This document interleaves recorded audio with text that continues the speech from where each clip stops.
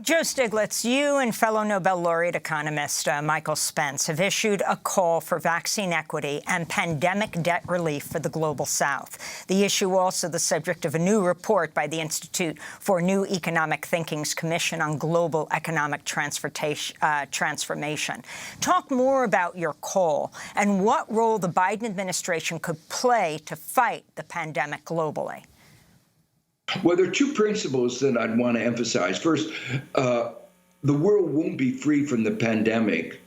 America won't be free from the pandemic until the world is. And we're especially concerned now because of the evidence of mutations. And if that disease, COVID-19, is going on elsewhere, it gives it opportunities to mutate and come back and inflict us. And we don't know the extent to which the vaccines will protect us against these mutations. So far, things are okay, but you have to worry.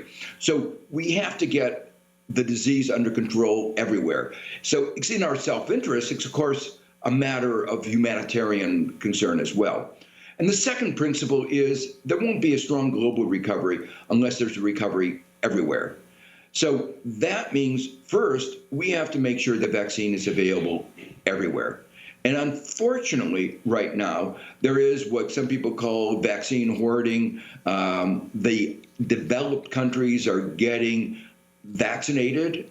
There are dozens of developing countries that have not yet had a single vaccine. I mean, as one doctor said to us, he's gotten more vaccines, his normal 2-dose, than 130 countries. That's right. To put it another way, Canada has acquired contracts for 9 times its population, while dozens of poor countries have 0. And there's a fight now in the Biden administration around AstraZeneca.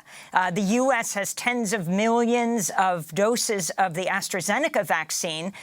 Other countries are begging for it, and so far the U.S. has not released them to other countries.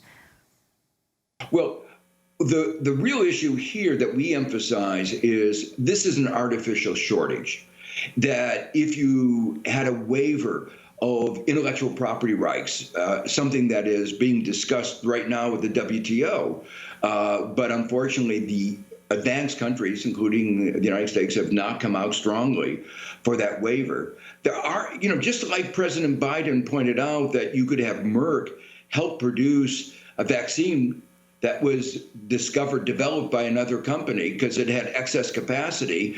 There are many companies in developing countries that could produce massive amounts of vaccine if they had the intellectual property, if they get access to the technology.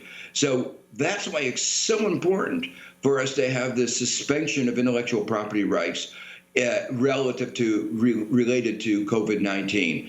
It's just foolish that we aren't doing it. And it's particularly unconscionable given that the advanced countries' governments have actually financed a very large fraction of that research. And the companies themselves are already making multiple returns on their investments. Finally, this issue of debt relief, what would it look like and what role could the U.S. play in the debt relief of developing countries? Well, the United States has been spending almost, 25% of its GDP to support its economy, if we include the $1.9 trillion that just passed. It has helped. It has actually worked, and I think it will work. But the developing countries just don't have the resources. They can't have that kind of fiscal stimulus, the fiscal support for the economy. And that means that those countries whose economy is afflicted, which is most of them, are going to have a hard time coming back.